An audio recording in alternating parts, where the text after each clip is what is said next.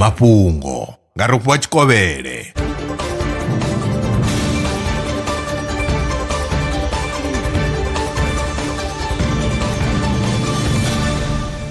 Lo kovhela ndi madekwana hu khou tevhela mafhungo.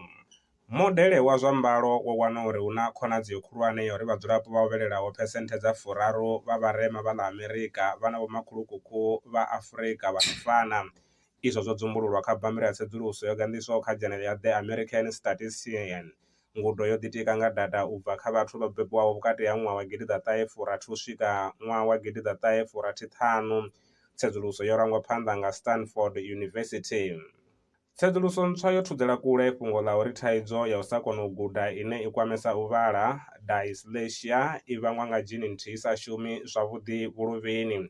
Vhasedzulusi vha ri tshiimo tsha dyslexia tshi vhangwa nga vhushaya tsireledzo ha netiweke ya vhuluvhi nga u angaredza. Tsedzuluso yo rangwa phanḓa nga University ya Houston yo gandiswa kha Journal of Speech, Language and Hearing Research. Zwi tshe zwo ralo vhathu vha milioni dza maḓana sumbe fumalo ḽifhasini vha tshila na dyslexia. Mudetshelesi a re na mafhungo ane vha tama ri tshi a tevhelela kha vha ri founele kha 083 861 2263. Maṅwe mafhungo ndi vha vhuyelanaho tshifhingani tshiḓaho. Ndaa.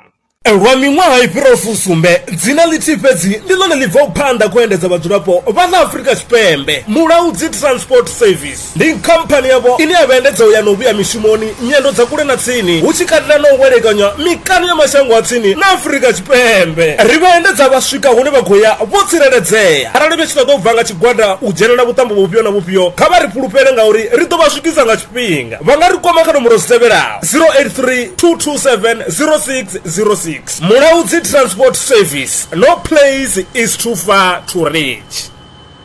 Zwino ri tshi khou amba vhanga vha sa ḓivhi uri masheleni a u tandulula thaidzo ine vha vha nayo vha ṱo a wana gai vha songo tsha ṱwa vha tshi renga nga ṱhoho lini. Veldran Brands i hanefha tsini na vhone ri ḓo vha thusa u bva kha 500 u swika kha 4000 randa. Riṋe ri khou ṱoḓa tshiḽipi tsha muholo, khophi ya basa, 3 months bank statement na proof of residence. U bvapo tshelede i khou ṋamba ya dzheniswa nga murahu ha zwiminetse nyana. Kha vha rumele WhatsApp zwino 072 019 5843. Veldran Brands ndi vha hadzimisa masheleni vho ḓi ṅwaliselaho.